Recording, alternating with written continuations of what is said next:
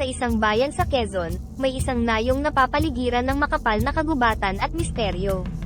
Dito, ang mga gabing tahimik ay puno ng mga bulong at kwento tungkol kay Lakan Dakila, ang duwende na may hawak umano ng mga numero ng magwawaging loto.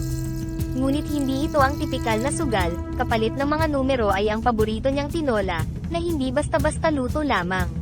Isang hapon, habang nagpapahinga sa ilalim ng isang malaking puno, si Marco, isang batang magbubukid, at ang kanyang lolo Simeon ay nag-uusap tungkol sa mga kwento ng kanilang nayon. Alam mo ba Marco, panimula ni Lolo Simeon, habang nagpapahid ng pawis sa kanyang noo, ang kwento tungkol kay Lakan Dakila, ang duwende ng kapalaran. Napakunot ang noo ni Marco, Lolo, totoo ba ang mga kwentong iyon? Hindi ba't pambata lamang ang mga iyon? Ngumiti si Lolo Simeon, marami nang nagsabi na bunga lamang ito ng maliikot na imahinasyon. Pero apo, may mga misteryo sa mundong ito na higit pa sa ating kaalaman. Paano mo naman malalaman kung ano ang paborito niyang tinola? Usisa ni Marco, kanyang interes ay biglang nabuhay sa kwento ng kanyang lolo. Hindi basta-bastang tinola ang hinahanap ni Lakan Dakila. Ito ay dapat may sahog na pinakasariwang manok, luyang dilaw na hinukay sa ilalim ng buong buwan, at tanglad na umusbong sa unang patak ng ulan ng Mayo. Paglalahad ni Lolo Simeon, ang kanyang matay kumikislap sa tuwing binabanggit ang bawat sangkap. Ngunit Lolo, sino na ba ang nakakita kay Lakan Dakila? May nagtagumpay na ba talagang makakuha ng numero mula sa kanya? Tanong ni Marco, ang kanyang pagdududa ay hindi may tago. Naku apo, marami ang nagtangka, ngunit iilan lamang ang tunay na nagtagumpay. Ang paghahanap kay Lakan Dakila ay hindi lamang pisikal na paglalakbay, kundi isang paglalakbay din sa loob ng sariling puso at intensyon. Paliwanag ni Lolo Simeon, na tila nagbigay ng isang mahiwagang aura sa kwento. Sa pagtatapos ng kanilang pag-uusap, tumatak sa isip ni Marco ang kwento ni Lakan Dakila.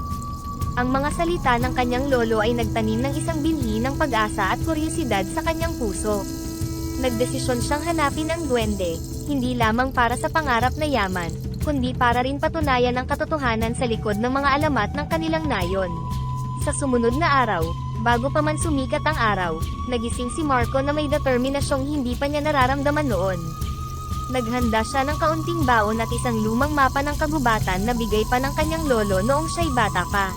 Hindi ka ba natatakot Marco? Tanong ng kanyang ina, habang inihahanda ang kanyang baon. May konting kaba inay, pero mas nangingibabaw ang excitement, sagot ni Marco, habang tinitiklop ang lumang mapa. Napakalawak ng kagubatan, siguraduhing laging bukas ang iyong mga mata at puso sa mga tanda at gabay, paalala ng kanyang ina, ang kanyang mga matay nagpapahiwatig ng pag-aalala at pagmamahal. Pagkatapos magpaalam, sinimulan ni Marco ang kanyang paglalakbay patungo sa misteryosong kagubatan na sinasabing tahanan ni Lakan Dakila. Hindi nagtagal, nakarating siya sa paanan ng bundok kung saan sinimulan niyang tahakin ang masukal na landas. Habang naglalakad, naisipan niyang magtala ng mga pangyayari sa kanyang lumang diary. Unang araw, sinimulan ko ang paglalakbay sa paghahanap kay Lakan Dakila. Ang kagubatan ay puno ng mga ingay na hindi ko pa naririnig noon. Sana ay gabayan ako ng mga tanda. Sa kalagitnaan ng kanyang paglalakbay, may nakasalubong siyang isang matandang lalaki na tila pamilyar sa landas ng kagubatan. Magandang umaga, mukhang may hinahanap ka, bati ng matanda, ang kanyang boses ay may bahid ng kabaitan. Opo, naghahanap po ako ng isang duwende. Si Lakan Dakila po, baka po narinig ninyo na siya, tanong ni Marco, umaasang makakuha ng kapaki-pakinabang na impormasyon. Si Lakan Dakila, matagal na panahon na mula nang may magtangkapang hanapin siya. Alam mo ba, na ang paghahanap kay Lakan Dakila ay hindi lamang pisikal na paglalakbay. Ito rin ay paglalakbay ng puso at kaluluwa, sabi ng matanda, habang tumitingin ng malalim sa mga mata ni Marco. Narinig ko na po iyan mula sa aking lolo. Handa po ako sa anumang pagsubok, sagot ni Marco, ang kanyang tinig ay puno ng determinasyon. Magandang saloobin. Tandaan mo, ang pagiging tapat at may mabuting intensyon ang susi sa pagkakatagpo kay Lakan Dakila. At bago ko makalimutan, sabay abot ng matanda ng isang maliit na supot kay Marco, ito'y mga buto ng tanglad. Maaari mong itanim ito bilang alay kay Lakan Dakila. Nagpasalamat si Marco at nagpatuloy sa kanyang paglalakbay, bitbit ang mga bagong kaalaman at regalo mula sa matandang lalaki.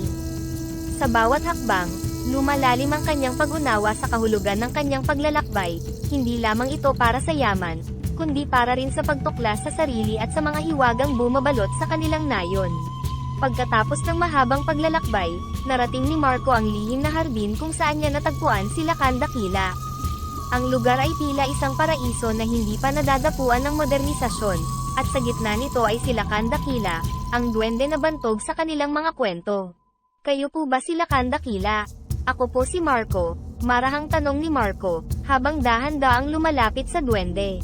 Oo, ako nga. At batid ko na hinahanap mo ang mga numerong magbibigay sa iyo ng yaman. Sagot ni Lakan Dakila, ang kanyang tingin ay tila tumatagos sa kaluluwa. Opo, ngunit hindi lamang po para sa akin. Nais ko pong makatulong sa aking pamilya at sa aming nayon, paliwanag ni Marco, na puno ng sinseridad. Si Lakan Dol, matapos sandaling pagmuni-muni, ay nagwika, bago kita bigyan ng iyong hinahanap, mayroon akong hiling. Ang paborito kong pagkain ay tinola, at nais kong ikaw ay maghanda nito para sa akin. Hindi lamang basta tinola, gusto ko ng tinulang luto sa pinakasariwang manok, yung hindi pa nakatapak sa lupa, ang luyang dilaw na hinugot sa lupa sa unang liwanag ng buwan, at tanglad na pinulot sa gitna ng isang bagyo. At ang sabaw, dapat ito'y pinakuluan sa apoy na galing sa kahoy na kinuha mula sa pinakamatandang puno sa gubat. Paglilinaw ni Lakan Dakila, ang kanyang mga mata kumikislap sa inaasahang kasiyahan, nabigla si Marco sa kakaibang hiling, ngunit agad din siyang napangiti. Opo, Lakan Dakila, gagawin ko po ang pinakamasarap na tinola para sa inyo. Tiyak na mahihirapan ka sa paghahanap, ngunit alam kong kaya mo ito. Ang paghahanap ng mga sangkap na ito ay hindi lamang pisikal na paglalakbay kundi isang paglalakbay ng puso at espiritu. Sa bawat sangkap, may aral kang matututunan, mahiwagang tugon ni Lakan Dakila. Tinanggap ni Marco ang hamon. Nagsimula siyang maglakbay upang hanapin ang pinakasariwang manok, ang luyang dilaw, at ang tanglad. Ang bawat sangkap ay isang pakikipagsapalaran, mula sa paghahanap ng manok na hindi pa nakatapak sa lupa, hanggang sa paghugot ng luyang dilaw sa ilalim ng unang liwanag ng buwan, at ang pagpulot ng tanglad sa gitna ng bagyo. Ang pinakamahirap na bahagi ay ang pagkuha ng kahoy mula sa pinakamatandang puno sa gubat. Kinailangan niyang maglakbay ng malalim sa kagubatan, harapin ang mga hindi inaasahang pagsubok, at sa huli, ay nakatagpo ng isang matandang puno na puno ng kasaysayan at misteryo.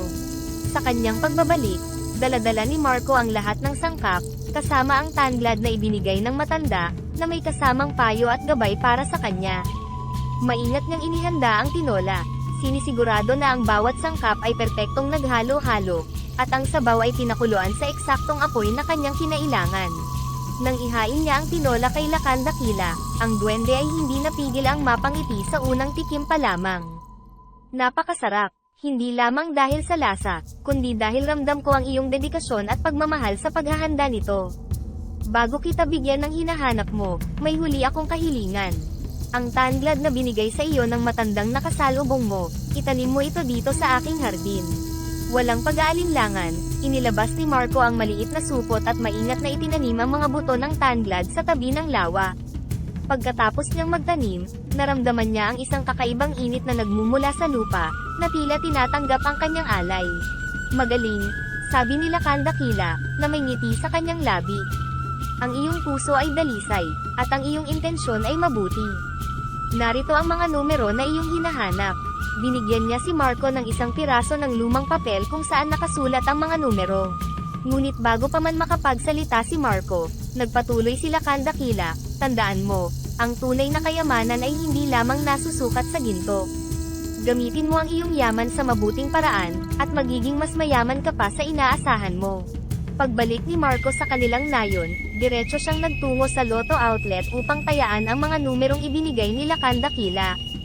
Kinabukasan, sa pag-aanunsyo ng mga nanalong numero, tumugma ang lahat sa ibinigay ni Lakan Dakila. Marco, totoo ba ito? Nanalo tayo, ang hindi makapaniwalang tanong ng kanyang ina habang hawak ang tiket. Opo inay, totoo po ito, tuwang-tuwa si Marco, niyakap niya ang kanyang ina.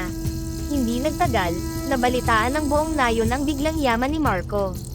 Ngunit sa halip na magpakalunod sa kayamanan, natatandaan ni Marco ang mga salita ni Lakan Dakila. Ginamit niya ang kanyang panalo upang magpatayo ng mga pasilidad para sa edukasyon, kalusugan, at agrikultura sa kanilang nayon. Marco, salamat sa lahat ng iyong tulong. Tunay kang isang biyaya sa atin, sabi ng kapitan ng nayon sa isang pagtitipon bilang pasasalamat kay Marco. Nais ko lang po na ibalik sa nayon ang biyayang natanggap ko. Hindi po ito magiging posible kung hindi dahil sa paggabay sa akin ng isang kaibigan, sagot ni Marco, na laging nagpapasalamat sa duwende ng kapalaran. Sa pagtatapos ng kwento, si Marco at ang kanyang nayon ay patuloy na umunlad sa tulong ng mga proyektong kanyang pinondohan. Naging inspirasyon si Marco hindi lamang sa kanyang nayon kundi sa kalapit na mga lugar din.